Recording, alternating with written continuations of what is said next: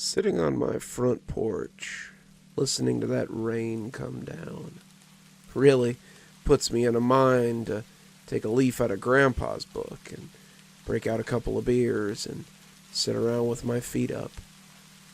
But there is no rest for the wicked, so it appears I'm on the hook for another 5 stories. So, while this glorious rain beats down around the eaves of my old house out in the middle of nowhere, let's get started, shall we? We all have had that special someone, I would hope at least. There really is nothing like the admiration of that special someone. But sometimes they can be unapproachable, unwilling, maybe even ethereal. So let's hope that you have better luck when you find your dream girl. She walks through the halls of my high school. Her hair is a halo of gold. She runs through my dreams as I slumber, my sanity threatening to fold. I rubbed the bridge of my nose and took another sip of coffee. It was strong, black, and warm from sitting untouched for so long. I looked back at what I had written, 12 verses written over 5 years, and each more troubling than the last. This poem would likely be my unfinished work, a labor of love that would remain my final mystery. But the poem's subject is, herself, a mystery to me. Lisa, the darling girl of my dreams, who steals a little more of my soul every night, has been with me for 5 long years. Lisa, the girl who no longer exists. I stroll through the halls of academia. I move through the silence that creeps. She glides like a goddess of reason, this angel who comes when I sleep. I wrote those words on January 25th, 2014. I was a sophomore in high school, still struggling to mold my burgeoning talent while dealing with the growing flames of my teenage hormones. For years, I'd been told that I wrote well, English teachers and creative writing teachers praising my work, but they always said that it lacked a focus that they hoped I would find in time. Your ideas are scattered, your thoughts uncoordinated, and for someone with your raw talent, these are threads that we hope you will find. That's what my 9th grade English teacher wrote on my final assignment, a short story about the ideas of servitude but not slavery, right under the lurid red A she'd written on the paper. Miss Harper had often told me that I had talent, and told me that she expected me to focus that talent if I ever thought to make something of myself in the writer trade. On that day, as I sat at the picnic table outside the cafeteria and wrote ideas in my notebook, I found some of those threads she was talking about. I had slept deeply the night before, and dreamed vividly as I did sometimes. In the dreams, I was walking through the halls of Chester C. Smith High School, and on that day, I walked alone. There was none of the usual tropey at school in your underwear sort of thing, but the school did have a slightly lucid feel to it. I felt like I was underwater sometimes, everything having a slightly wavy feeling to it. As I walked, I began to become more and more sure that something was watching me. There was no one there. The silence in the school was almost oppressive, but at the edge of my vision, I could just make out the form of a girl following me. She slid silently along the walls, glided noiselessly through the world. Several times as I whipped around suddenly, I could see her hiding from me. Those few glimpses were enough to tell me 2 things. She was human, and she was lovely. She stalks through my dreams like a shadow, a hunting cat ready to pounce. Her mind is a mystery to me. Her very secrecy, humanity renounced. I had the dream again a week later. It was much the same, walking through the silent halls of high school, the terrain wavering like aquarium weeds, as this ghostly girl stalked me. I did not indicate that I was aware of her. not turning to speak or looking for her, but just studying her out of the corner of my eye. She was blonde, corn silk hair spilling down her back in a sheet, and her clothes were a pair of jeans and a simple white shirt with no particular design. She seemed to be about my age, but could have been older, I suppose. There was a way about her that made me think she was older than I in my mind. Like when you meet someone who's had to grow up very quickly and been forced to cast their childhood aside before they were comfortable. She followed me silently until I woke up, and when I sat up, I grabbed for my notepad on the nightstand and wrote those 4 lines. I wouldn't revisit her for another 3 months. Her secrecy seems to be prudent, for her shelter is not solely her own. I have seen what lurks in the shadows, and it threatens to evict her from home. Writing about the Dream Girl was what I had named her after the second verse, had lit a fire in me, it seemed. Suddenly, I wrote pieces for every school contest, submitted poems for every poetry club event, and I gained a small amount of celebrity amongst the students that followed in those circles.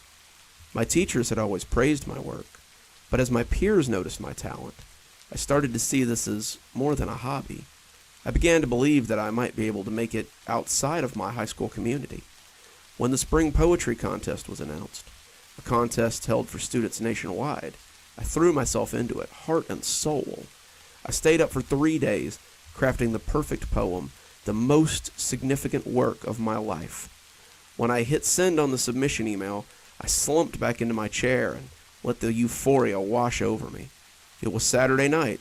I was exhausted after the efforts of birthing my perfect work into the world, and all I wanted to do was sleep. I crawled into bed and fell into the deep and untroubled sleep of the dead for 12 hours. I learned more about her world in those 12 hours than I wanted to. I walked through the doors of the high school and saw the ethereal backdrop of my dream again. I was comfortable here. It was comfortable here. The quiet serenity of the place was a change from the steady flow of ideas and couplets running through my head lately. But something was missing. I looked behind me, expecting to see her dodge away or hide from me. But she wasn't there. This was the only time I could remember truly being alone in this place. And it was a little strange. To feel so alien in a place that you occupy every day is a strange feeling indeed. But I felt my steps taking me steadily into the school once more, so I let myself be led wherever the dream would take me. As I walked, I was aware of a noise. The fact that there was a noise at all was strange, but the type of noise was stranger still. It was a vibration, a rhythmic thumping from under my feet, and it disturbed the place's unusual stillness. Thump, thump, thump, then silence. A few minutes or hours or days would pass, and then it would happen again.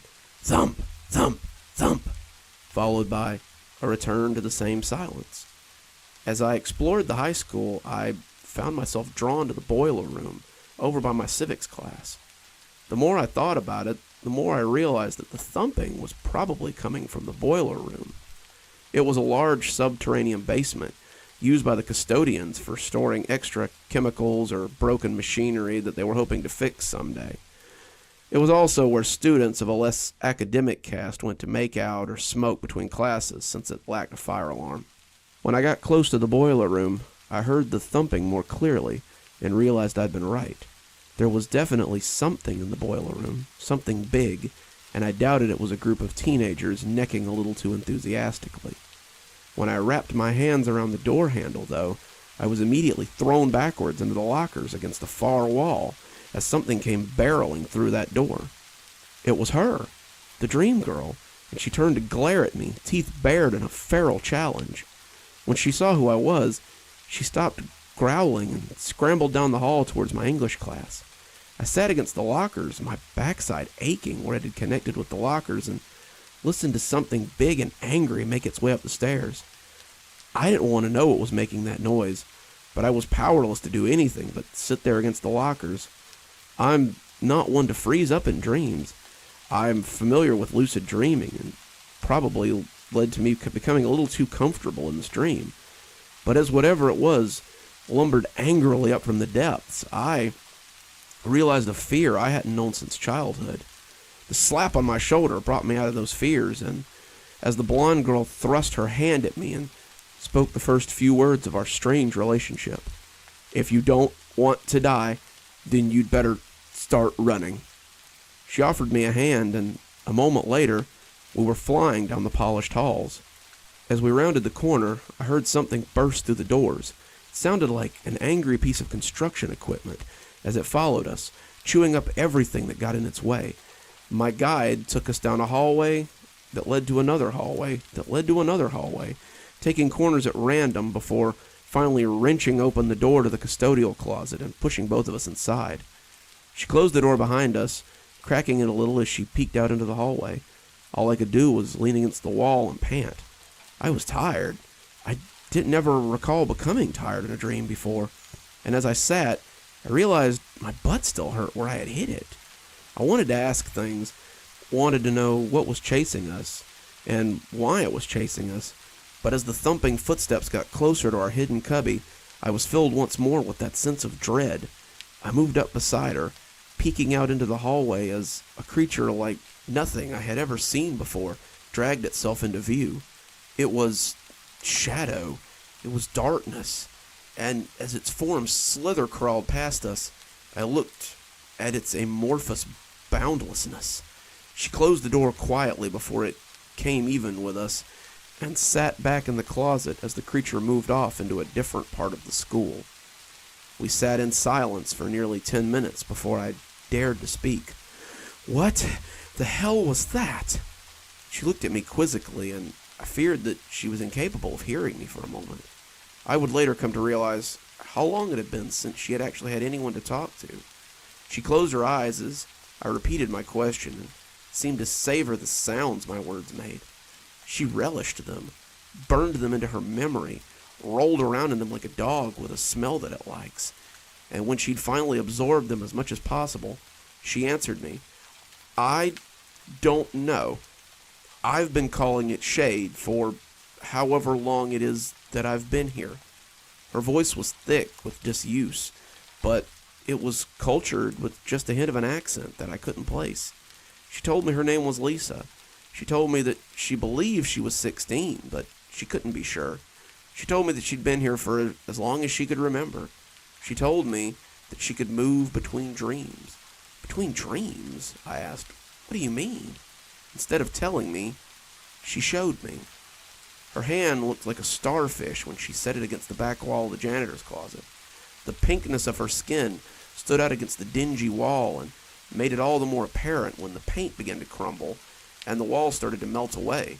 Suddenly, there was sunlight in the closet, thick and buttery against the dingy darkness. We were looking at a field of flowers that stretched on to infinity. I put my hand against the image, expecting resistance, but instead fell into the landscape of fragrant technicolor flowers. Lisa came in behind me, and as she did, the portal back to the high school closed. "Where are we?" She shrugged. "Some other dream. She has it pretty often. As long as we stay out of the area where she is, then she'll never know we're here." I had a million questions to ask her, too many to organize right away, but just as I'd found my voice again, someone was shaking me, and my mom was asking if I was hungry and might like some dinner. It was 2 weeks of hoping and praying before the dream returned. I sit at the edge of a precipice, looking at the world from afar. I am a prisoner of my reality. My passage to her world has been barred. I spent those 2 weeks in a haze.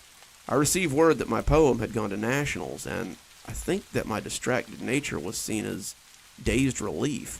They thought I was happy. They thought I was living in the clouds.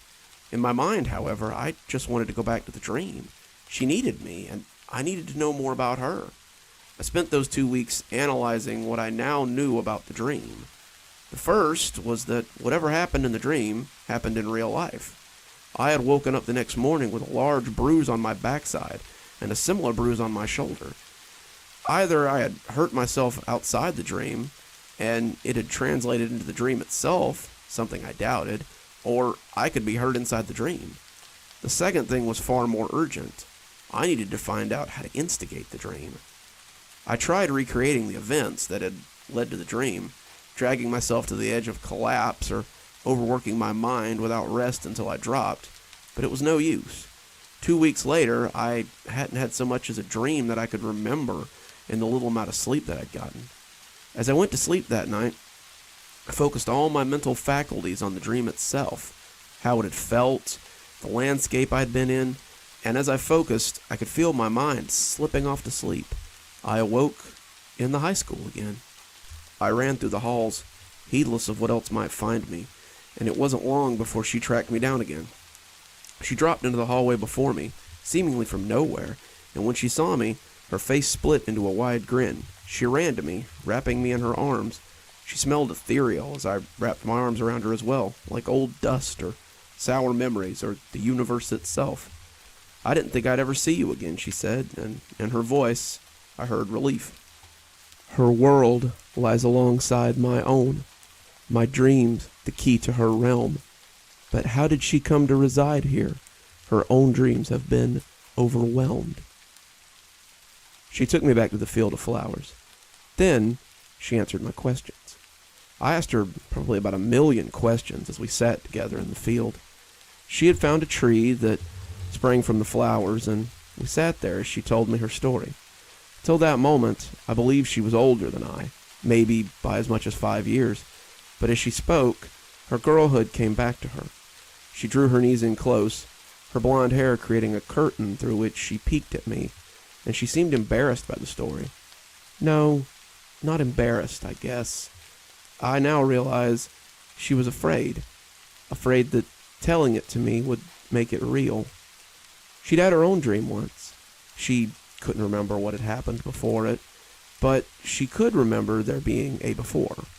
She had dreamed inside a castle and was a princess, with knights and wizards at her command, dragons and goblins that needed slaying. Sometimes she had stood on the battlements and looked pretty as the knights fought for her favor. Sometimes she put on armor and killed the dragons herself, leading her knights on grand adventures. Whatever she was doing, she was happy, and the dream had returned almost every night. It returned because I wanted it to. It came back because I thought about it before bed, and so my mind opened the portal to this place. These dreams aren't normal dreams. You can get hurt in them. You can even die in them. When you dream here, your mind takes you to a place in the spirit world, the after. I don't know how, so don't ask, but I know that it is so. She had dreamed this dream for quite some time. Years, she said. Then, one day, something different happened. Her knights had encountered something on the edge of her kingdom, and it had actually killed some of them. None of my knights had ever died in my dream. They would get hurt sometimes, but a wizard would always come along to heal them. When they didn't come back, and the wizard couldn't make them come back, I knew this was different. I knew this was something else. For 2 nights, it had destroyed her dream world. When it came to the castle, I was too afraid to fight it. It was dark and scary, and it just looked wrong.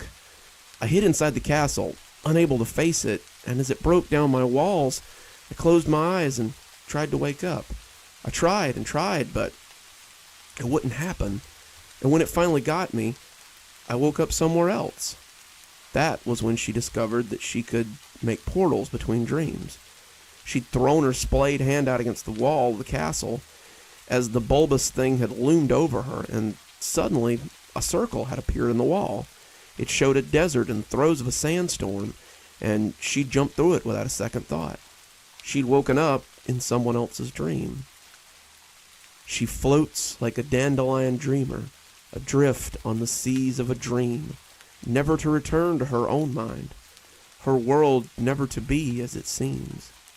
I visited with her often over the next few years. The dreams came almost every night, and as we explored, we grew closer. She told me that no matter how much she tried, she couldn't wake up. She could sleep, still needed to sleep actually, but as for eating and drinking, she found that she didn't need those things anymore. The bulbous creature followed her no matter where she went, But she was able to avoid it, and over time, she just became used to living inside other people's dreams. She didn't know how long she'd done it, and she didn't care. I was one of the first people to talk to her, but I was the only one who believed her, believed she was more than a figment of their imagination. This dream girl has stolen my senses. Her beauty has taken my mind. I know that life is ephemeral, but I know that her heart must be mine. I didn't acknowledge right away that I was falling for her, but I think I knew deep down. My poems became all about her, this ephemeral goddess that walked my dreams, and my fans responded. I had members of the art club asking to paint her for my description. I had droves of female fans asking me to tell them who she was. They believed that she was someone at the school that I was spending my nights with. I had people who had read my works asking about her, my moonlight girlfriend, but I gave them very little information. For her part, I could tell that she appreciated my company, but she seemed afraid to get too close to me. As months became years, she showed me sights that defied description. She took me to dreamscapes so beautiful that I could hardly grasp them, and to places so wondrous I could scarcely describe them. But she refused to tell me what she was looking for. Her hand would creep into mine on occasions, though, and I remembered being filled with a warmth each time she touched me. Inevitably, our nights would be cut short by the appearance of the shadow creature. He would blunder upon us and screamily suck his way around, groping, as we would flee until he moved away. She never fought him and said it would be useless to try, but I somehow knew that she would never really be safe as long as it existed. As time passed, I noticed her become more and more melancholy. The one night I asked what was troubling her, she took my hand, interlocking our fingers, and looked at me across what seemed like 1,000 years. I don't want this to be my life anymore. I want to hold your hand, feel its texture, and know that I won't be left alone when the dawn comes. I want to leave this place. I'm sick of looking over my shoulder for the shadow creature. I want a life. She sounded so sad, so adrift, but I had no idea how to help her. She longs to leave her forever, this kingdom ethereum so deep. She wishes to walk in the moonlight, to walk her own dreams as she sleeps. I was in my senior year when she left forever. I came into the dream high school that I'd come to know so well, and found her sitting in an empty classroom. She was seated in one of the desks, and at first I thought she was asleep. When she turned to look at me, though, I could see that she was deep in contemplation. She looked up at me with real hope, and I realized that something had happened while I was gone. I think I need to destroy the shade. She detailed her plans, how if she killed it, she might be allowed to go back to her dream and wake up. But all I could hear was the first lines of her suicide note. I tried to reason with her, talk her out of this needless waste of life, but she wouldn't hear of it. I had clearly underestimated her resolve, and every argument against it only seemed to infuriate her more. I thought you were different. I thought you understood how important this was to me. Well, to hell with you then. I'm going, with or without you. She walked out, and I let her go, unable to say any more. When I woke up, I found myself fighting sleep for the next few days. By then, I was almost out of high school, about to start college, in fact, and my poems had appeared in magazines and compilations since early in the year. I woke up to my familiar bedroom and immediately went to find a cup of coffee. For the next 4 days, I drank coffee, took caffeine pills. My face stung from where I had slapped it, and I fought the urge to sleep. I didn't want to go back to that place and see what had happened to her. The thought that she was dead scared me, but the thought that she might become something worse after she killed the shade scared me even more. Eventually, I lost the battle, and I was forced to submit to sleep. When I returned to the halls, it was like the first time. I felt no one. The silence was oppressive. In the ethereal halls, I wonder. The only sounds are my own. I listen for her, but hear nothing. I find myself all alone. I searched for her for hours. I combed the school, every classroom, every mop closet, from the library to the gym, but she was nowhere to be found. I quickly found myself running through the halls, calling her name as I threw caution to the wind, wanting nothing but the solace of her voice, of her presence. I wanted to see her, to know she was okay, to apologize for my cowardice. A cowardice I was still indulging even then. I would not let myself think about the cellar. But I'm past that now. I'm going to find her. Tonight, I'm going into that basement to settle this once and for all. My parents will likely find this, as well as my last poem, and if they do, I hope they send it to my editor so he can publish what will likely be my last work. I'm going in there. I'm going to bring Lisa out, or I'm going to die trying. I will have my dream girl. I can't think of any better reason to have a front porch than sitting on it and listening to the rain. Can you? It's a little chilly out here, what with December creeping up in the rafters, but I like it. And all this flat land out here just suits my sensibilities. We've all had some strange things that we kept around, maybe totems or items or just things that make us feel good. Well, we may have to watch that they don't attract the unwelcome eyes of something that might think they were tasty. So, be sure you protect yourself from the Dream Eater. Michelle huffed angrily as she noticed that her dream catcher had fallen off the ceiling again. She checked under the bed, behind the nightstand, even in the bathroom in case it had rolled inside. Nothing. No dream catcher. No sign of where it had gone. It wasn't as if this was uncommon or anything. Michelle had been replacing dream catchers for most of her life, but the older she got, the more annoying it became. Michelle went to the closet and opened a box labeled Decor, sorting through dozens of dream catchers that she had inside. This just happened sometimes. It had happened since she was young, and she'd gotten used to just replacing them. She picked up a frilly pink one, the leather around the ring dyed to match, but put it back. This one had been a gift, and she didn't want to waste it. She settled on a cheap neon blue one from the gas station and attached it to a hook over her bed. She hated to buy more, but the alternative was worse. The alternative was something that she hadn't experienced since she was very young. Michelle's mother had been fiercely spiritual. Trina Jones had stood out like a sore thumb among the community of strict Baptists and Methodists. Her mother had done a little of this and a little of that to get by, and Michelle had a tumultuous childhood. They lived in a little house that had been owned by her grandmother, and Michelle couldn't remember a time when her grandmother had come to the house for longer than a few minutes. She'd asked her why she never came over once, Michelle spending the night while her mother went to a concert with some friends. She and her grandmother had been shelling peas on the porch of Grandma's house, just on the other side of the block, and her grandmother's scowl had been hard to miss at the time.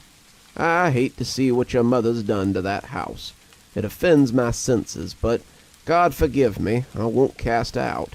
She's free to live her life however she likes, but that doesn't mean I have to let her rub it in my face." Her mother had an odd hodgepodge of beliefs, and Michelle could remember all of them jostling together in the living room of their small house.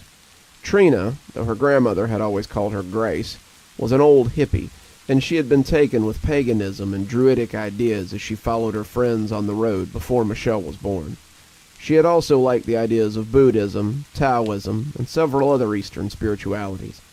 As such, the living room was often crowded with altars, statues, and other paraphernalia for whatever ritual or rite her mother was working on. The dream catchers were a part of it. Michelle had always suffered from terrible nightmares, and her mother had hung the dream catchers over her bed since she was very young. Her mother had also noticed the rate at which the dream catchers disappeared, but if she knew why, she never said. To Michelle, it was always just a fun mystery that never seemed to have an answer, like where the socks went when you lost them in the dryer. Michelle hung the new dream catcher over her bed and got back to getting ready for work. She had bills to pay and, inevitably, more dream catchers to buy. She found herself thinking back to the mystery of where all the dream catchers went as her workday slowed down. She tried to puzzle out where they might be disappearing to, but ultimately came up with nothing. As a kid, she had tried everything. She had nailed them to the ceiling. She had set up little nets to catch them if they fell. She had gone so far as to set up a little camera one night to see if someone was taking them. But the recordings had stopped at 11 when it ran out of tape. She hadn't really thought about it in a long time, but the more she pondered it, the more curious she became. She made a mental note to set up her phone camera tonight and see if she could find out what was taking them. The phone wouldn't run out of tape, unlike her video camera, and maybe she could figure out what was going on. 4 nights later, and 3 deleted 8-hour recordings later, Michelle woke up to find her phone knocked over and her neon blue dream catcher missing. The video that she scrolled through that day at lunch was less than helpful. The phone had recorded the dream catcher until about 2 a.m., seeing nothing but the dust motes and the circles of feathers on the strings that hung from the ceiling. Then, at 2:07, Michelle heard a soft sound like a latch being slid, and the window had whispered open. A shadow passed over the camera, which was knocked over a few seconds later. No matter how many times she rewound the footage, Michelle couldn't tell what had knocked the camera over. It recorded nothing else but darkness for the rest of the night, until she had picked it up in the morning and turned it off. That gave her something new to worry about. Who was stealing her dream catchers, and why? Surely it couldn't be the same person all these years. She'd been losing dream catchers since she was 3 years old. She had moved 2 states away from her childhood home and moved into 3 different dorm rooms before settling into this apartment. It couldn't be the same person. But then, who was it? As she sat in traffic that day, she felt moved to call her mother, and as she dialed the number, she felt silly. What did she think her mother was going to do about it? Her mother had been a rolling stone ever since Michelle had left home 3 years ago, and the notion that she'd even be reachable was laughable. Trina had been the big push for her to accept the offer from Tennessee State College. She'd set her daughter down, pulling her away from her studies as she tried not to bomb her final and lose her acceptance letter. She told her that she'd been sent a spiritual vision and that it was time for her to travel. This vision didn't have anything to do with her latest man, Beau, and had everything to do with her wanderlust needing to be satiated. "I'll stick around long enough for you to graduate, but after that I'm hitting the road and giving the keys back to your grandmother." Michelle hadn't talked to her much in those 3 years, but she thought she might have some insight in this. She picked up on the 4th ring, and Michelle could hear soft guitar music and the sounds of laughter in the background. "Hey, sweetie, what's the occasion? I haven't heard from you in months." I need to talk to you about something. I'm a little scared, and it's kind of important." Michelle heard the sound quiet as her mother walked away or stepped into someplace. "What's wrong, Micah? You need a reading or some crystal healing? I can send you some vibrations to the phone if you—" But Michelle cut her off before she could get going. If she let Trina get rolling, they'd be on the phone all night. "I need to know about the dream catchers. Why did they go missing?" There was a long pause, and Michelle was worried that she had lost her. "Mom, are you still hanging them?" she asked. And it wasn't the voice she was used to hearing from her mother. It was low and scared, at odds with her mother's usual gregarious nature. "Of course, but I've been thinking a lot about them lately, and I just— Don't stop hanging them, Michelle. I know it's a pain, but trust me, they help. But why do I— Just—" She paused as she got control of herself again. "Just keep hanging them. If you need more, I'll send you some. I know a guy out there who makes them, and he owes me a favor. I'll get you some in bulk, but please, just hang them. And stay safe." "Safe from what?" Michelle asked, getting frustrated. Her mother had never been this serious, and it scared her more than the video had. Her mother clearly knew something, but she wouldn't tell her. She had never been good at keeping secrets, and Michelle didn't understand why she wanted to start now. I gotta go. She seemed to gather her thoughts as she tried to find a way to explain. "Just keep hanging them, and stay safe. I love you, Michelle. I'll send you some dream catchers soon so you don't run out." Then she hung up on her, and Michelle was left confused and agitated. She thought about what her mother had told her for the rest of the night. The way she had acted scared Michelle, and the transition from her mother's nickname to her real name had made it all the more jarring. Her mother had started calling her Micah when she was a kid, thinking it sounded more earthy, and Michelle hadn't heard her use her real name in quite a while. She had started to hang a new dream catcher, but paused midway through trying to hook it up there. The more she thought about it, the more she saw no reason to hang a new one. She'd had bad dreams when she was younger, but it was something that she hadn't experienced in a long time. Who's to say that the dream catchers had done anything? She froze there, unsure whether to proceed, and finally, she just tossed the dream catcher onto the nightstand. She'd sleep without it tonight and see what happened. Worst case scenario, she had a bad dream that night and would wake up and put a new one up. It took some time to get to sleep, but Michelle was sure that tonight would be as fine as all the others before it. When she woke up midway through the night, she was glad. The dream she'd been having was terrifying, but it was nothing compared to what she had woken up to. Her dreams had been incredibly dark. She had woken up in a hellscape, the sky constantly burning as the rain came down in runners of flames. She was lying naked on the hard stone, her body pulled close as she shuddered. All around her there were creatures gathering, their growls like thunder. She closed her eyes, trying to wake up, but it just never seemed to happen.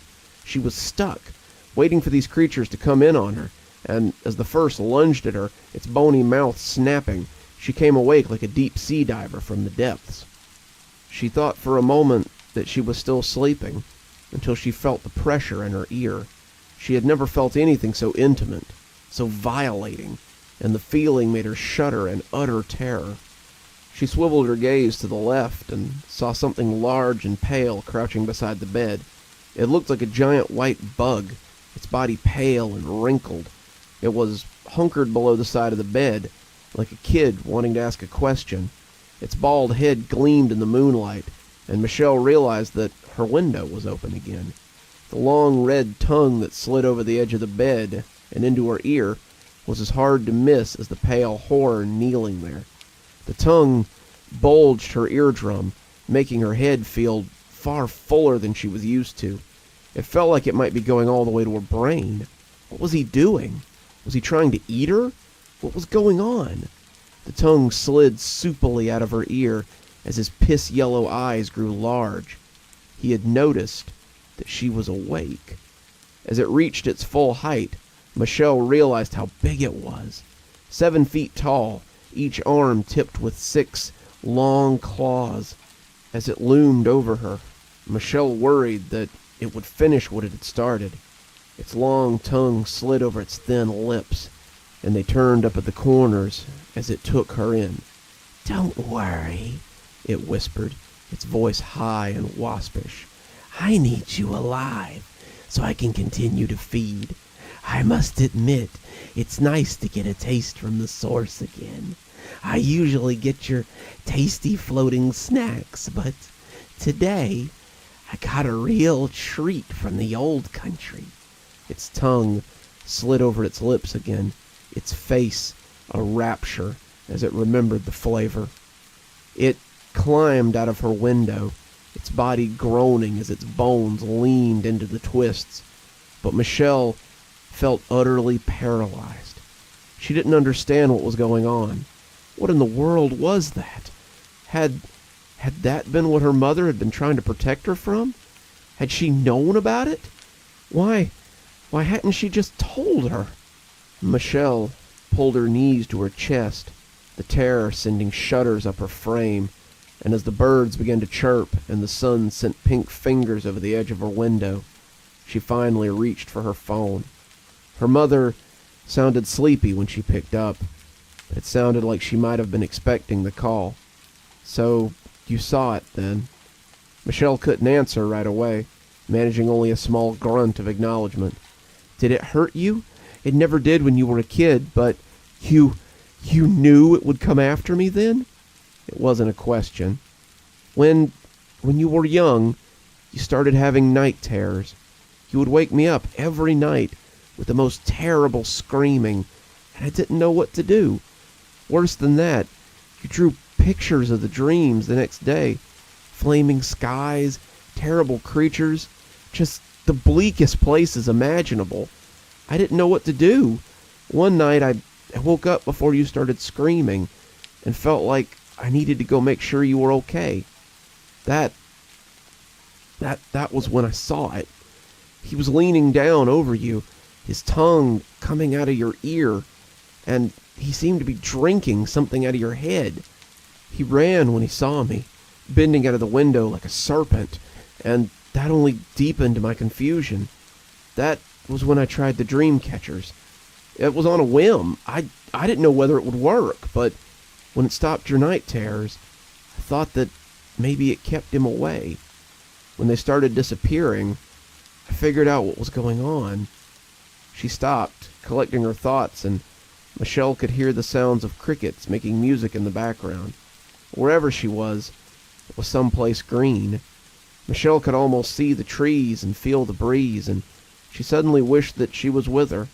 Was this why Mom had traveled so much? Was she running from something too? Michelle suddenly realized how little she knew about her mother, and wished that she had taken the time to learn more. The dream catchers don't do anything besides what they're supposed to. They take your dreams and store them inside those strings. Whatever these things are, and I mean things because I don't believe there's just one of them. They like eating your nightmares. The dream catchers distract them, give them something to eat instead.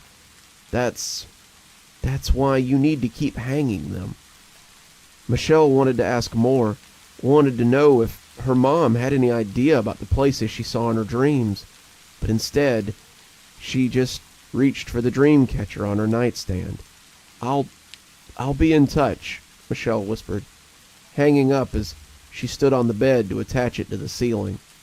She wouldn't feel safe again until it was back in place. In truth, Michelle wondered if she'd ever feel safe again. Plip, plop, plip, plop, plip, plop goes the rain on the tin roof. All this rain lately, I swear. It's a wonder I just don't float away. We've all stayed in some questionable hotels. I know I have. Boy, could I tell you some stories. But it's best to check for pests if you're staying in a new place. After all, it wouldn't be very comfortable when the bed bugs bite.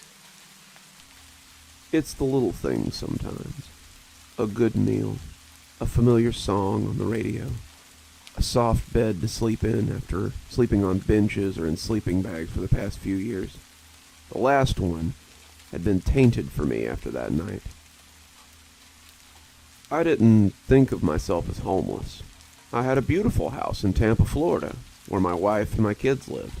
I had access to the bay, a 2-car garage, a big backyard for the kids to play in. It also had my wife's new husband, the guy she married after our divorce. So, I'm not exactly welcome there. After the papers were finalized, I literally walked from the courthouse to a camping store, and after $400 charged to the credit card I shared with my ex-wife, I felt I had everything I needed to start a more carefree life. I thought I'd just live rough from now on, and to hell with everything else. I would ride the rails, take day labor, and just be an explorer in the modern age. That's what I thought of myself as, an explorer instead of just a vagrant. After doing that for about 5 years, I've learned a few things, and lost a lot of the crap I bought on that long-ago day. I've learned which towns will ask you to leave and which towns will throw you in jail for public vagrancy. I've learned which day labor companies are willing to work with guys who sleep in alleys. I've learned the best way to get a shower and a shave in a public restroom without attracting attention. It's gyms. Gyms are the best for that. But above all else, I've learned that sometimes it's best to treat yourself when you can manage. That's what I was doing. I was trying to treat myself and get out of the heat for the night. I grew up in South Florida, so the heat is no stranger to me. I remember sleeping with the windows up, ceiling fan on, hoping for a breeze to rustle the curtains as I stuck to my sheets. The heat doesn't bother me like it does a lot of people, but this year had just been so hot. The heat was near constant, and I had rolled my sleeping bag up for the season and slept on a threadbare blanket on the ground most nights. I was in a rural area close to Alabama, one farm community with a short name and a small population. I spent my days unloading or moving freight at the train depot, and my nights trying to find a nice place to bed down. Sometimes I'd do day labor, sometimes I'd do odd jobs for people, but the police left me be for the most part, and I thanked them by not getting drunk and making an ass of myself. I was considering making this a regular thing, staying for a few months and renting a trailer at the Happy Acres Trailer Court, but then I got the word from Doris that they were downsizing a bit, and they couldn't really afford to keep paying me under the table. Doris was a sweet 55-year-old grandmother who was just trying to make it to retirement, and she told me that she was very sorry, but they were just going to have to let me go. I didn't really mind, I suppose. I took it as a sign that it was time to move on to somewhere else. Time to do some exploring farther north, maybe. It was getting close to harvest time, and there were plenty of little towns in Alabama or Georgia where a man could get farm labor work and bed in the barn or a bunkhouse. It was hard work, but it was good work. And I was hopeful as I took the small collection of cash that Doris had collected for me and set out on the road. That whole day, though, was the hottest day I had ever experienced. I hit the road about 8 a.m., and I was walking up the side of the highway by 9. It was the last week of July, and you could see the heat as it baked off the asphalt. The sun was high, and by 10 I was sweating as I prayed for a semi to come blowing past. It was little relief when one finally did, though. The air that buffeted into my face was like a giant exhaling on me.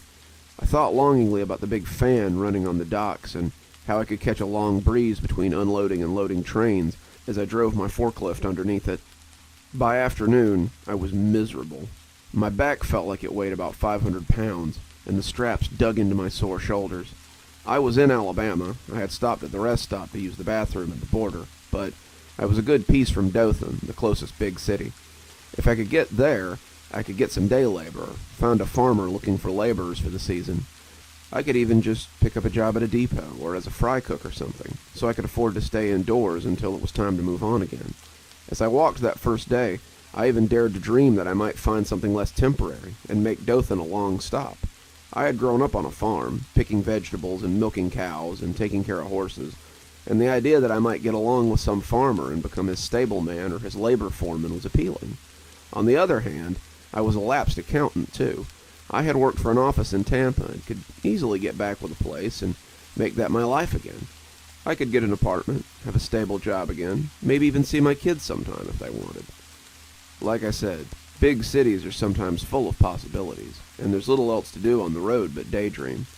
When night fell, I was squarely in the Badlands. For those of you unfamiliar with Highway 98, there's a stretch before you get to Dothan where there isn't much of anything but fireworks stands and little houses. There are occasional gas stations. Hell, there's even a really nice casino out there that no one ever goes to. But if you're on foot and seeing it through the headlights of passing cars, it can be a little spooky. The remains of abandoned houses that are slowly being reclaimed by the land look a lot like haunted houses when the lights of a passing semi suddenly bring them to life. The broken windows of a failing business seem to leer at passers-by as a minivan screams away from them. The heat was still baking up through the soles of my boots, too, and I was starting to wobble a little when I finally decided to stop for the night. It was 8, some pink still on the horizon, but the heat of the 12-hour walk had exhausted me. I had intended to move over into the nearby scrublands and try to find some respite from the hot evening, but when the lighted sign appeared at the bottom of the hill, I thought it might be Providence throwing me a bone. Eddie's Discount Motel rotated garishly on a sign out front, and I could see a little neon sign beneath it that read Vacancies. I had about $200 in the compartment in my backpack, and about $60 in my left sock. Depending on how much of a discount Eddie's rooms were at, I might find a nice bed for the evening. As I walked to the bottom of the hill, I started daydreaming again, thinking about the continental breakfast, a hot shower, maybe some HBO before settling into a real bed for the night. I could check out around 10 and be on the road again, maybe even making Dothan before dark tomorrow. I barely noticed the hot tar under my feet, or the arid blasts that flapped my coat when the cars went by. I was on my way to something better, I thought. When the lobby door opened, I sighed in ecstasy as the cool air hit me in the face.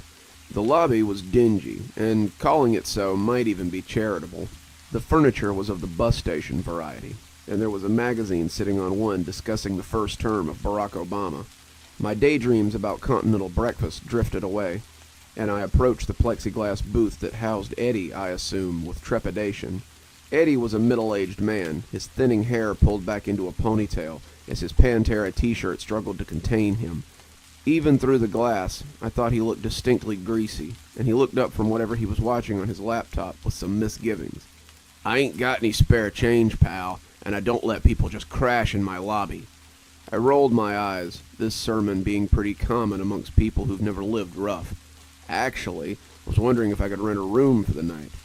Eddie looked me over and his glower softened. "It's 30 a night. Checkouts at 10 a.m. Cash up front. No refunds for stains or bugs." He tapped the slot at the bottom of the plexiglass, indicating that I could drop my cash in there. I bent down and fished 2 20s out of my sock. They were wet with sweat, but money was money in this economy. 30 was a lot to pay for a few hours of respite from the heat, but the thought of sweating out in the woods for the night had changed my mind. Eddie grimaced at the wet bills, but he slid them under the counter and flopped the 10 and a room key back at me. "Take room 5. Don't forget, checkouts at 10 a.m. And don't steal my towels." Then he turned back to his laptop and forgot I existed. The room was somewhere between swanky and skanky. There was a bed with a sagging mattress and some sheets that were only slightly stained. A bathroom with a shower and a sad stained toilet, and a TV that looked like it had seen most of the Reagan administration.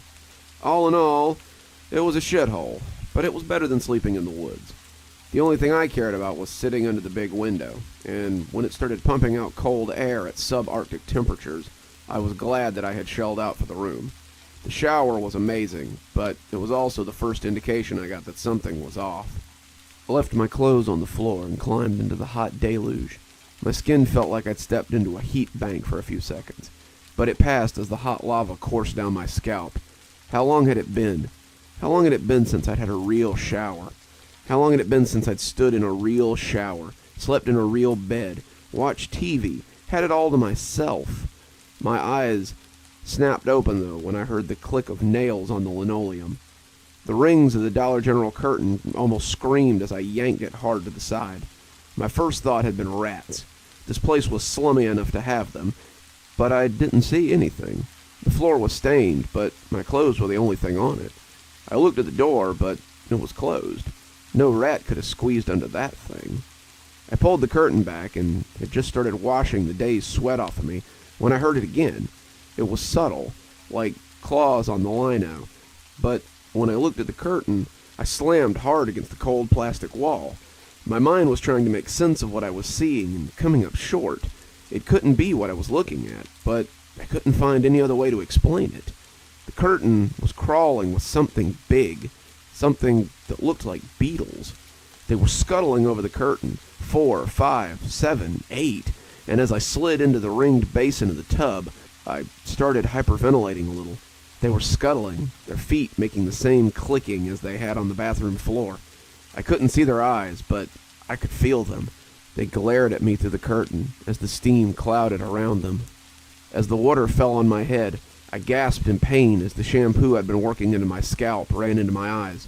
I wiped at it, not wanting to lose track of the bugs, but as my vision cleared, I was looking at empty space and the gauzy film of the shower curtain.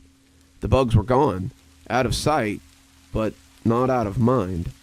I searched the room, probably looking ridiculous in my old underoos, but I never found anything. Well, except for the stains on the mattress. They were a little hard to miss. I had gripped the mattress when I saw the old red stains on the side. If you've never seen old blood, then you may not realize what it looks like, but I'd seen my fair share on the farm. This was old blood, probably years old, and I made a mental note to sleep on top of the comforter that night. There were sheets on the bed, but you can only expect so much from fabric. I put my clothes back on and tried to make myself comfortable. It was hard. Those big bugs were still fresh in my mind, and as I lay on top of the sheet, I couldn't help but wonder where they had gotten off to. Were they waiting for me to turn off the light? Were they just sitting in the drain in the sink? As some movie played in the background, I found my eyes staring into the corners of the dingy room. The corners were dark, despite the lights being on, and I felt something lurking there. I fidgeted restlessly on the bed as something scrabbled over my leg. I couldn't find anything when I lifted it up, though. I was being paranoid. What did I care if the room had roaches or beetles or whatever? Hell, I often slept next to dumpsters or out in the woods. Just because these bugs had startled me didn't mean that they meant me harm, right? Despite my better judgment, I got under the covers and tried to get comfortable. The mattress was lumpy, but not too bad. There was a definite divot in the middle, though, a person-shaped indent worn from multiple bodies over multiple years. It seemed to be my only choice for sleeping locations. It wasn't a chasm or anything, but it had an uncomfortable dip on either side. I finally found myself giving up and lying in it, and as my eyes started to slip shut, I felt the bite. It wasn't hard, a little less than an ant bite, but it snapped me out of my semi-sleep and made me throw the covers back to look. I checked the bed, the sheets giving away nothing, and I couldn't find any ants or spiders or anything. I thought about bedbugs then, and I pulled my jeans back to look at my leg. It was nothing, a little red spot, but as I tried to settle in again, I felt another bite. It was followed by a third, a fourth, a fifth in seconds. I could feel something on my skin, little feet running up my legs, and the bites were painful. I rolled up my jeans and swatted at my legs, but there was nothing there. It was as though whatever had bitten me had just taken a chomp and left just as quick. I was back on the comforter in a flash, but the divot felt tainted. I sat to the left of it, shoulder against the wall as I put my back to the headboard, wishing I had just put up with the heat. I could just leave, I thought. This was America, after all, and if I wanted to waste my money, then that was my business. The thought of going back out and sleeping in the woods, the heat falling over me like a blanket, was not at all appealing, though. I didn't like the thought of bugs crawling on me either, especially not bed bugs. Growing up, my parents had been fond of keeping dogs in the house, and I could remember spending nights with fleas crawling all over me as I sweated beneath my sheets. We had bed bugs a few times as well, and I remember the sleepless nights spent as they crawled and bit at me. It had led me to be very neat, something that persisted even into my homelessness, and it was almost funny that I hadn't felt truly dirty until coming inside somewhere for the night. It wasn't a big problem, though. Bugs didn't like cold, and I had the AC set on about 65. I could sleep on the comforter, avoid the worst of the bites, and still enjoy a nice cool evening indoors before returning to the heat tomorrow. When the power suddenly went out in my room, plunging me into darkness, I felt a small moan rise in my throat of its own will. I was left with nothing but my own breathing as I sat there on the saggy bed. The curtain window provided nothing but a ghostly inkling of a shadow light from the parking lot beyond. I crossed my arms around my chest as I began to shudder. The cold air hung around me like a cloud, but it would dissipate before long. Then, well, I might as well have just slept outside. The heat was oppressive, but at least the bugs were a little less forward. As I sat in the dark, I felt like I could hear the scuttling again. It was clicking, the noises scuttling across my brain. I looked around fretfully, trying to see where they were coming from. I wanted to run. I wanted to get the hell out of there, but I just couldn't make my legs move. My eyes were roving in a panic when I saw the comforter begin to flutter. The divot made a little canyon in the bedclothes, and I could see something squirming up from that hole. They were big, looking like beetles from a kid's cartoon, and they came staggering up from the crater as they ruffled the comforter. They spread out as they searched for me, and I felt my horror growing as the waves began to flow my way. They were like a squad of army ants, making their uniform patrol as they looked for prey, and they were coming towards me. I did the only thing I could think to do. I got up and made a run for the door. I made a grab for my pack, but my fingers slipped off the rawhide loop at the top. I paused in the doorway, turning back to grab it, and that's when I saw them. The bugs on the shower curtain had been babies compared to these bloodsuckers. They were as large as dogs, their amber bodies clicking as they moved, and their piss-yellow eyes full of hate. They came lumbering after me, their proboscises quivering with anticipation. I slammed the door as I left the bag to them. I had a fleeting thought that I had left the room key on the nightstand, but that hardly mattered. I wouldn't have gone in there for $200,000, much less the $200 in change that was left in my travel sack.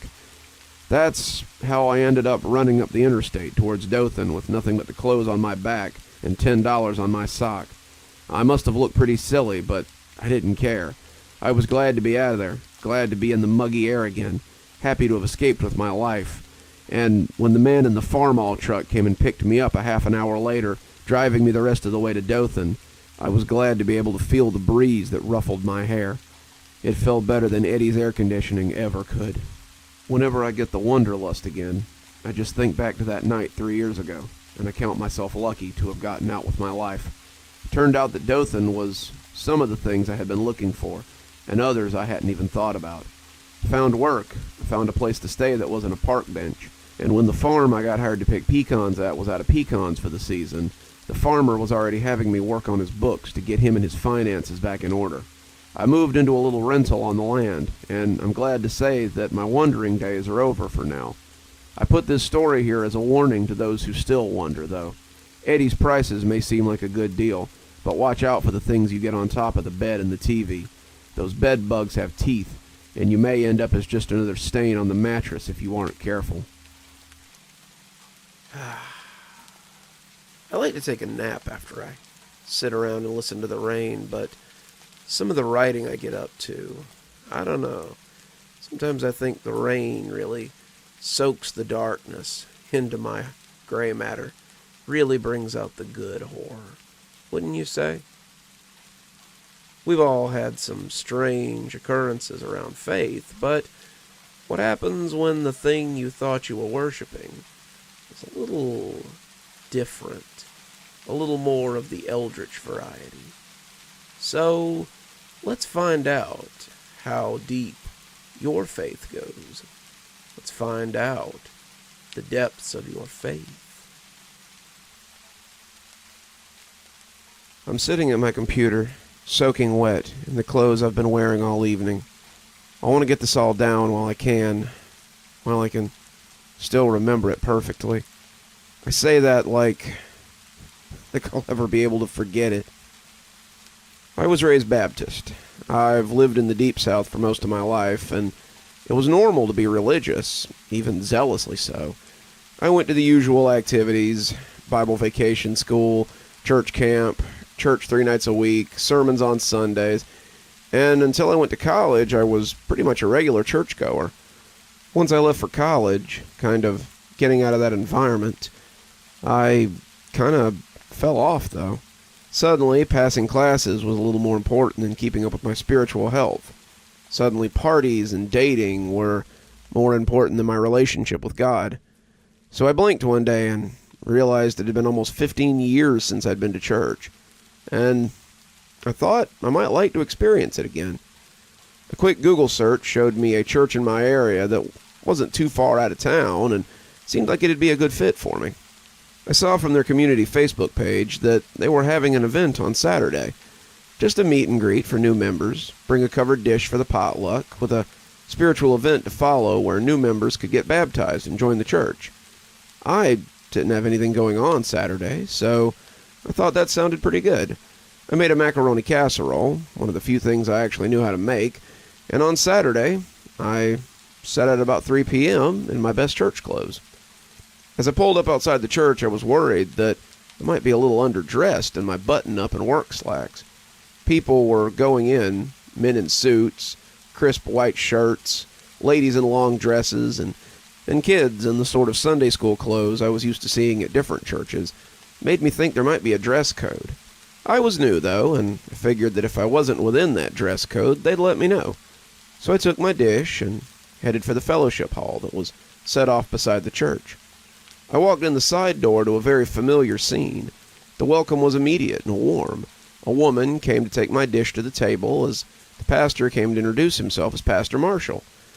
I had expected a firm handshake and, to be left alone to mingle, but the pastor took me to each of the little groups there and introduced me to his congregation. I met his deacons, their families, the aldermen and their wives, the treasurer, the underpastors, and about 24 other families. I was escorted to the food table by some of the deacons and told which dishes were the best and which ones were best avoided. Miss Liz is a good woman, but there's quite a few eggshells in her dressing. And which had been made by eligible ladies of the church.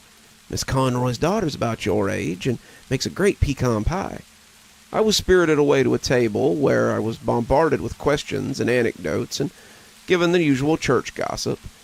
It was honestly a little like being home again. The church I'd belonged to in my childhood was very tight-knit, and As the kids ran around and the adults talked and laughed quietly, I felt a sense of homecoming wash over me. As the food was eaten and the plates were thrown away, we all moved into the worship hall for service. I sat on the front row with the 4 or 5 other new faces, and as Pastor Marshall mounted the pulpit, I couldn't help but smile. I felt a warmth in me, and I was already thinking about how I would have to change my schedule so I could come on Sundays and Wednesdays. As he laid out a sermon on acceptance and forgiveness, I began to reflect on my life here. It's hard not to when you've found somewhere you intend to stay for a while. In my mind, I would find fulfillment in the church, just like I had as a kid. I'd meet a nice girl, raise a family, grow old within the community, where they would support me and my little ones. I know it sounds a little silly, but we all know the places that our mind goes during times like this. I see we have some new faces on the front bench tonight. Would any of you like to join our church and get baptized tonight? I stood up like a coal had been lit under me. I felt moved in a way that I never had to go to the altar, to renew my vows to God, and be washed clean in the baptismal font. The pastor smiled as he waved me up, and I had to stop myself from sprinting up the stairs. I was excited. I was in such a hurry to be part of this. I had no idea what I was in for. The pastor had me recite the affirmation, the renewal of my promise to God, and when he turned to indicate the space behind the pulpit, I realized they had an indoor baptismal pool. I'd never seen one of those before. We always did our baptisms in a nearby creek, but as he took my hand and led me towards it, I realized he meant to baptize me fully clothed. I fished the things out of my pocket that I didn't want to get wet, my phone, my keys, my wallet, etc., and set them on the stairs before stepping into the slightly warm water. I wouldn't normally have agreed to let my clothes get wet. I don't like being in wet clothes as a rule, but I was operating in a daze, and when he knelt to dip me, I felt my knees bending as I went down as well. I baptize you in the name of the Father, His Son, and the Holy Spirit. Good luck. I opened my mouth to ask why I would need luck, but as he dipped me back, my mouth was filled with water, and I was enveloped in the warm embrace of the pool. It didn't have the acrid smell of chlorine like I had thought it would. It was salty, actually, and that took me by surprise. I lay on my back beneath the water, waiting to be pulled back up, and when I opened my eyes, I realized that the hand was gone, and I was alone in the depths of the pool. The pool was suddenly deeper than I remembered it. The surface glimmered miles above me. The bottom was a shadowy depth beneath me, and I was floating in the depths like a diver. I started to panic, thinking I would drown, but the longer I sat beneath, the less I was worried. I was floating in the placid space, hovering in the placental moment, and I felt utterly at peace with the world and everything within it. I didn't notice that something was getting closer to me until it was almost too late. It began as a chill in the water, something that chased away the warmth of that pool. I opened an eye, looking to the far side, and saw a shadow rising from the distance. It was small at first, a black cloud that grew as it floated closer, but it grew wider as it came towards me. It was, I don't know. It was like something you see from the depths when you're still in the part of the water where the light can reach you. It was something I was afraid would take hold of me and drag me into the murk where I would be lost. Whatever it was, it filled me with a dread that I had never known before. As it continued to draw closer, I thought it might be a whale. I had thought at first that it might be a bank of darkness, but as it grew closer, I could see that the blackness was just how it looked.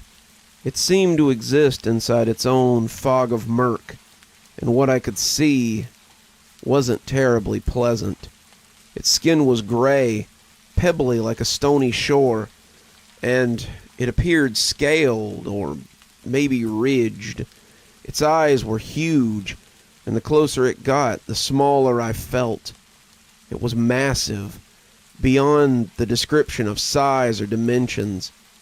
And the closer it got, the less I wanted to be the focus of that attention. This must be what an ant felt like as it stood on a finger of a human, what an insect felt like before the frog devours it. And I could feel my whole body vibrating under the strain of its continued existence. It seemed to lean closer as it came up before me, our bodies inches from each other, and when it spoke, I could feel it in my bones. "Welcome back, my child." It reached out a massive finger, the print on the end looking like the indicators on a map. Even the end of that finger was bigger than my whole body, and it was like someone reaching out with a building to touch me. I closed my eyes, feeling it would obliterate me with that massive digit. But when it came into contact with my forehead, I was enveloped in a blinding light that burned me to a cinder. I came up gasping and thrashing from the depths, the pastor catching me as the congregation cheered. As their applause rose to envelop me, I looked down at the pool, expecting to see myself floating or standing on the edge of a lip, but the whole baptismal font was only about 2 feet deep. Standing up, I could see the water wasn't even over my knees. The pastor looked up, still bent and kneeling at the bottom of the pool, and his expression was resplendent. Did he know what would happen? Did anything happen while I was floating in that abyss? The longer I stared at him, the longer I came to believe that he had known what would happen, and his eyes seemed to be trying to calm me as he stood and embraced me as a brother. As he did, I heard him whisper into my ear to be easy. "Steady on, son, steady on. It's a little jarring at first, but it's all over now. Rejoice in the light, and be well." When I looked at him again, I could see a deeper understanding in his eyes, something I didn't know how I had missed before.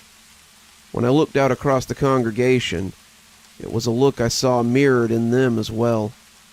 I was speechless, unsure of what to do, and when he led me out of the pool, it was all I could do not to break into a run. He offered me a towel, letting me stand shivering beside the pool as he asked the others if they wanted to come up.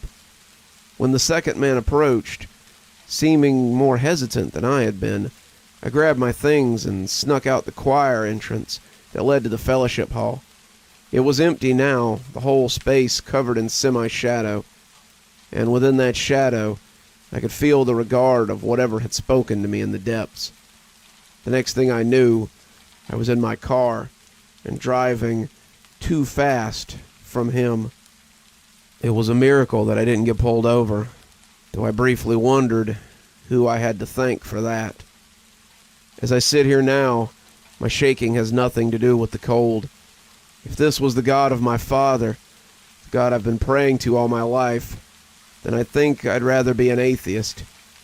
Even as I sit here now, I can still imagine floating in that void as the ancient creature regards me kindly, its mind brushing against my own, and the dread threatening to overtake me again.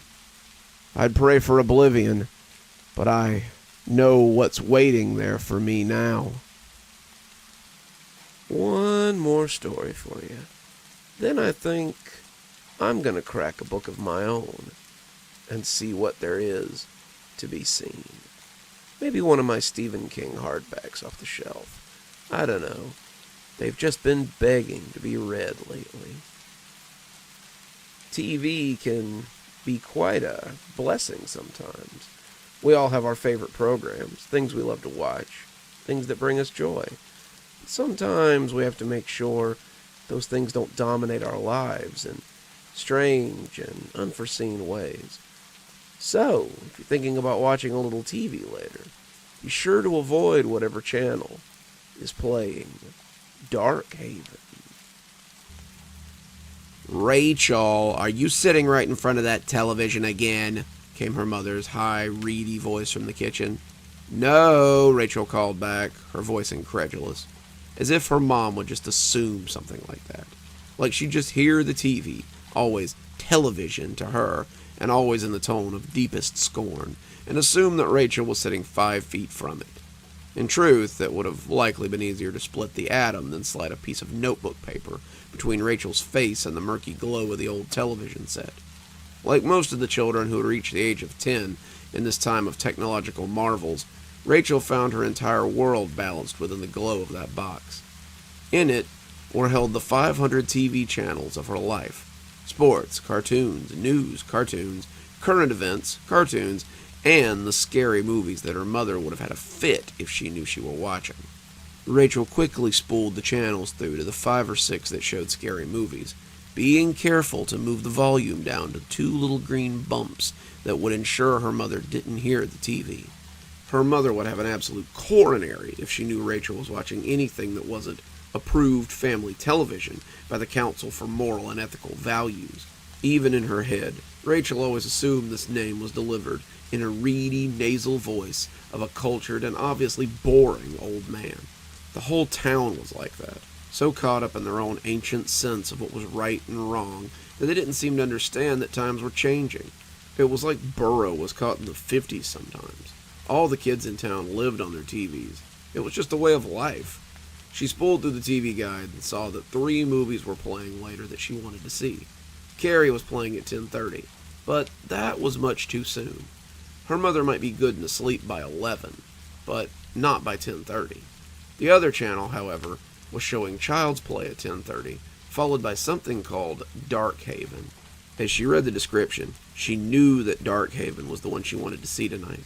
The description sounded pretty cool, and it promised a true scare not often found in modern horror. The runtime was just over an hour, too, so even if her mom woke up at 2, as she was sometimes wont to do, she could easily be back in bed and well asleep before. And what is this? Rachel squeaked a little, and the remote clattered to the floor. Batteries rolled hither and thither as the back cover came off, and she turned her head to see her mother hovering over her. Rachel's mother wasn't an unattractive woman, but the worry lines and stress a pair of jobs brought on her had worn her down before her time. She now stood, legs spread in a linebacker's blocking stance, with her thick blonde hair thrown hastily into a messy tail, and her hands covered in the remains of tonight's dinner dish suds. Her face wasn't set cruelly, despite what Rachel thought. She'd never once seen anything more than parental displeasure from her mother. She was wearing the stern look she reserved just for Rachel, though, it seemed.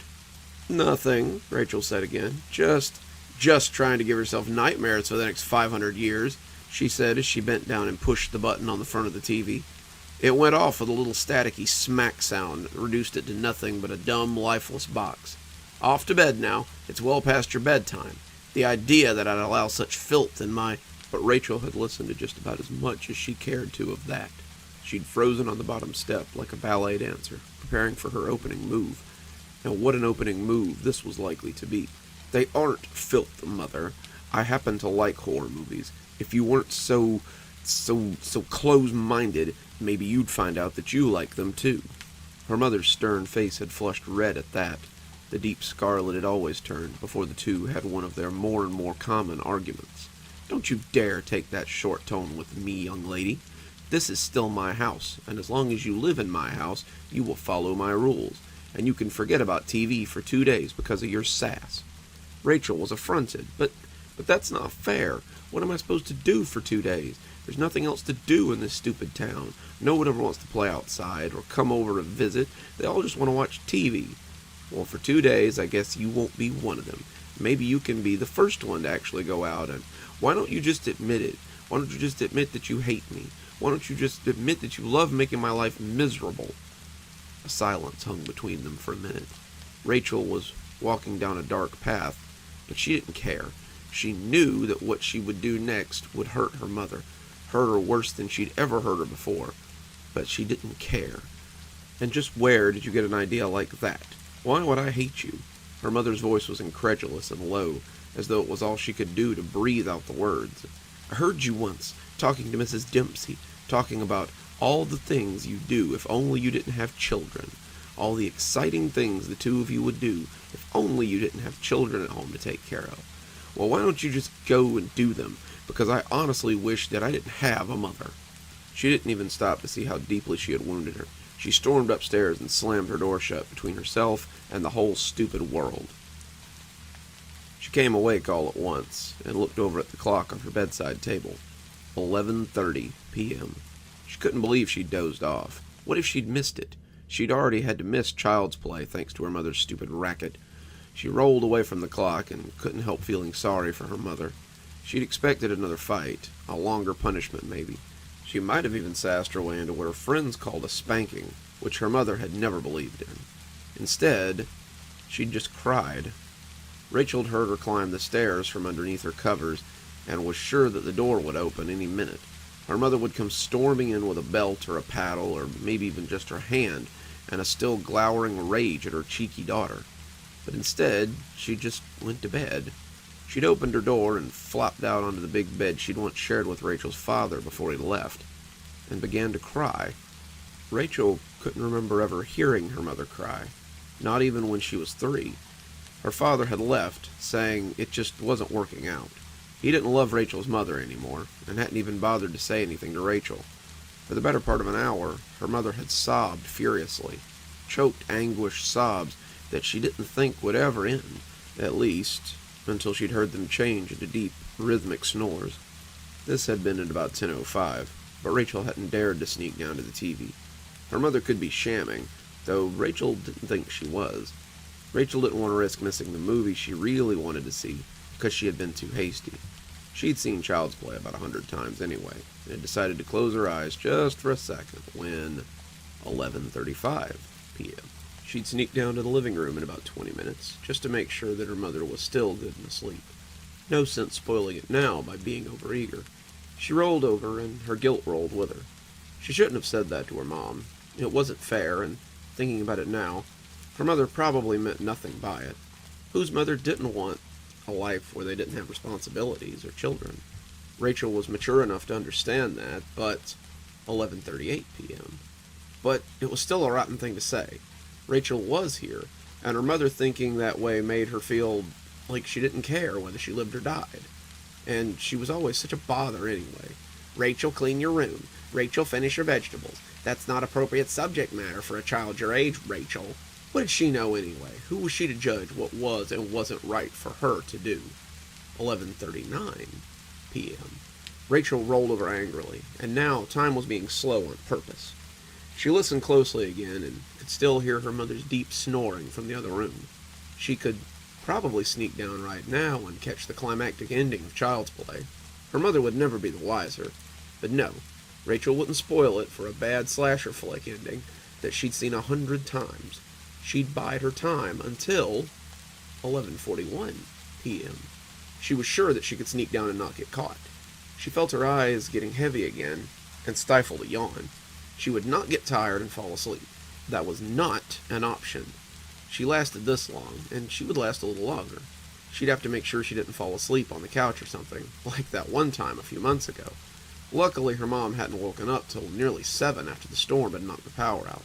The TV had been off, and all she'd been able to yell at her for was not waking her up and falling asleep on the couch. Oh, but hadn't that been a good night? Watching Ether Man during a rainstorm, and having to stifle a scream when the lightning had peeled out just as the knife slash had landed. 11:43 p.m. Rachel threw the covers off angrily. If time wasn't going to cooperate, then she'd just go ahead and risk it. She pulled on her fluffy pink slippers and her black bathrobe for night sneaking, and opened the door to her room carefully. It gave 1 or 2 traitorous squeaks, but they were small ones. Her mother's breathing never altered in the least. She slunk carefully into the hallway, past her mother's door, and down the steps as she tried hard to avoid the loose 8th step. Finally, she was down in the living room. She flipped on the TV and was bathed instantly in its warm, staticky glow. It was on the right channel, too. Child's Play was just ending, the credits beginning to roll, and the volume was still at the right level for night watching. She reclined against the couch as she waited for the letters to glide slowly to an end. She folded over herself and took a pillow off the couch to rest her head against. As the last name spilled sluggishly by, the screen lit up with a short infomercial about stock in a growing business firm. She flipped on the info button and read the description of Darkhaven again. As the smiling cowboy-hatted speaker finally delivered his tagline, "So put your trust in smiling Walter Rigsby, and you'll see the returns growing like our condos." Then the screen went eerily dark for what felt like hours. When it lit again, it was panning in on a dark forest, probably one in New England or Maine, and Rachel was accosted by the creepy circus grind of the intro music. She sighed. She couldn't believe she'd be missing TV for 2 days because of a slop-budget late 70s B-movie. The production value looked shoddy, even to a 10-year-old, and the camera work looked like some guy with a camcorder had shot it. She shrugged. Might as well see how it played out. It was only an hour and change anyway. The story started slow. Some settlers on a boat were in a bad storm, one of those Christopher Columbus specials with masts and lots of wood. A man on board was writing to his wife about how he missed her and wished she'd come with him to the new colony. There was some flashbacks, him arguing with some other buckle hat guy and asking some others to leave with him. Then a guy burst into his cabin and told him he was needed on deck. The following scene had been a little cool. Some of the men that came up to help had been washed overboard as they tried to save the ship. The actors were doing a pretty good job of drowning as the boat sailed away, unable to rescue them, though they were certainly trying with all they had. It got boring again pretty quick after they landed. Lots of farming, lots of good morrows and banter. There was one old woman they seemed to think was a witch, but they left her alone instead of burning her like they usually did in these types of movies. Rachel was starting to nod off when an Indian came into town one day, accompanied by some equally as unbelievably white-looking Indians. He told the letter writer, who was their mayor or leader or something, that they had settled on sacred ground to the local tribe, and that they would have to move the town or suffer the Indians' wrath. This led to a good little stretch of Indians returning nightly to burn their houses and kill people. Believably kill people, too. When one Indian brave buried his tomahawk in one of the settlers, she wasn't honestly sure she could see the effects that made the blood splatter. The scalping looked pretty grisly, too, as did the horse dragging and the execution of the braves they caught during the attack. This progressed until the people of the village had gathered to try to find a way to stop the Indians from attacking Darkhaven. The Indians had called it Darkhaven in their native tongue, and so some of the settlers had taken to calling it that too. Rachel was interested by this point. The movie had turned out to be not only very gory, but also very grabbing. She couldn't remember why it had been boring before. Suddenly, every character seemed more than real, and every death was as real as it would have been if it had been one of her own family members. The village's salvation came from an unexpected source. The old witch woman turned out to have a book that told her how to call forth a terrible power. "He will crush the savages," she told them, "in exchange for a pure soul." The townspeople then, with little to no discussion it seemed, rushed out to find a virgin, despite the protests of their leader and the local priest. Rachel sat close, a paper's breadth between her and the TV. They took a young woman and strapped her to the ground. The old witch cackled as she drew around the sobbing girl in the dirt, and the woman screamed and writhed as she pulled at her chains. She begged them to release her, tears pouring down her face as the old hag began to work her magic. The townspeople, for their part, mostly just stood around and looked somber and embarrassed. They didn't seem to know what to do here, and as the witch's spell began, many seemed to have second thoughts. It was too late, though. The drawing in the dirt began to glow painfully bright, and thrum in a dark crystalline purple that made Rachel squint. The woman screamed and screamed as the black ooze spilled from the ground. The ooze rolled over her dress, up her legs, and slid into her mouth with... The scene suddenly turned to snow. Signal lost. "No!" Rachel howled, throwing a hand over her mouth a second later to stifle the furious scream that would have followed. She began to pound her fist on the glass eye that so cruelly cheated her. She began to scream as loud as she dared at this hateful little monster of glass and plastic. She hated it. It built her up, and then snatched her prize away at the last minute. She hated it so much she... Her hand made a wet sound as she struck the screen. She pulled her fist back and looked down at the darkened surface. What was that? She held it to the salt and pepper snow of the television and looked in confusion at the dark liquid on her fist. Was that mud? Is her hand covered in... Good God! As she looked down at the slick substance on the underside of her curled fist, it writhed and pulled away from her skin slightly. No, it was a trick of the light. It had to be. It had to be blood or something. She'd burst a vessel, slamming her stupid hand against the TV. That had to be it. It couldn't... Plop. She looked up. Plop. Something was falling out of the TV. Plop, plop. Was it her blood? There seemed to be an awful lot of it. It pooled on the carpet before her eyes, coming out in rivulets from the staticky eye. It soaked into the thick tangle of shaggy carpet, and Rachel scuttled crab-like away from it. One huge piece fell from the center of the snow. It's quivering. It's beating, Rachel thought. She didn't know why she thought this until something solid floated to the top of the pool. It rolled drunkenly in the murk, and as it rolled, it began to pulsate, to throb, to send little ripples out from the pulsating mass. It was a heart. The goop began to move, congealing, and then lifting itself up bonelessly like a waterspout from the world's darkest puddle. It hung there looking at her as it studied her scared face. Though it had no eyes, she knew it looked. She felt her breath coming in stuttering skips as she stared into the scariest thing she had ever seen in her whole life. It wavered like the jello her mother sometimes made for dessert. Then one thin leg broke from the black surge and took a liquid step towards her. She was over the couch in a flash and watched as it buckled and fell juicily against the coffee table, full of old art books her mother had lovingly kept there. It splattered and covered the chintzy farmscape, but then drew itself back together quickly as it began to assume a more human form. Its arms and legs were too thin, its torso like one of those department store mannequins she'd seen in Woolworth's, and its head was a vague oval with a sleek, featureless face. But still, she knew it saw her. Her fear grabbed her fully, but unlike most children, her fear always transferred into flight. She took to the stairs 3 at a time. She drove through her bedroom door and slammed it shut behind her. It rattled and buckled not a heartbeat later, and came open with a monstrous crunch. She was thrown like a rag doll across the room and onto her own bed. The creature was inside, already lunging towards her. It tripped on those 2 thin legs, though, and one of them connected with her beanbag chair. She leapt over it. She was out of her room again, slamming the door shut behind her as the creature gained its feet again. She ran to her mother's room, her fists sounding like cannon shots as she banged frantically on the door.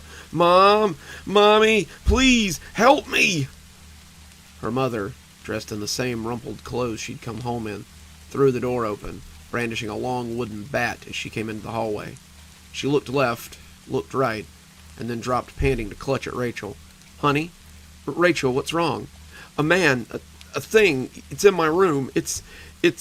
But then she realized with real terror that it hadn't followed her. Something that quick should have been through the door and after her in a heartbeat. She looked back at the closed door, and dread began to coil there. Why hadn't it come after her? Rachel's mother looked at the door, and then pushed her daughter behind her. "I'll go have a look. You stay here. Call 911 if something happens." "No, Mom, please. Please don't leave me. Let's go call them now, and they can..." But she was down the hall, and to the door faster than the creature could have even managed. Her mother put herself against the wall like a SWAT cop preparing to burst into a drug house. She brought her foot up and kicked the door, and Rachel cringed and closed her eyes, expecting the thing to leap on her mother, and 5 seconds, 10 seconds, 30 seconds. No screaming, no yelling, nothing. She opened her eyes and saw her mother walking around the room, checking in the closet, looking under the bed, behind the furniture. She had turned on the lights, and with it, it didn't seem half so scary as it had a minute ago. Her mother swept the entire room 3 times, baseball bat at the ready, but after the 3rd time, she shrugged and turned back to her still shivering daughter. "Well, no boogeymen, Rachel, no monsters, no shadows, but I did find this little creature waiting patiently for you to stumble over him." She held out a well-worn teddy that Rachel had had since she was a baby. She'd put it on top of her closet. It seemed childish to have something like that on her bed at her age, but she was honestly glad to see it now. Her mother smiled and took a step towards the door. "Look who doesn't need a mother now, huh?" she said, not in her snippy ha-ha voice, but in her warm mother voice Rachel had heard less and less of these days, and would never hear again. Before she made it halfway to the threshold, the light on her table popped off with a smell like burning plastic. Rachel's mother turned to look at it, her face now cut in half by the darkness. But only Rachel saw the thin sliver of darkness that wrapped lovingly around her ankle. Her mother registered it a moment before it went taut as a noose, and Rachel saw a sad mix of terror, regret, and savage resolve to fight anything that threatened her child. Surprise and bemusement at the thought of being so vulnerable in her own home snap across her mother's face. "Rachel," she said, before she was dragged bonelessly to the floor and pulled, hardwood ribbons rising from her fingernails, under the bed. The baseball bat made a queer hollow plink as it hit the floor, a heartbeat before that ragged old bear. By then, though, her mother had disappeared an eternity ago to her daughter's eyes, into the inky blackness beneath her bed. The door slammed, and Rachel was left alone in the hallway. I think that'll just about do it for us today. Don't you? Ha, that's a trick question.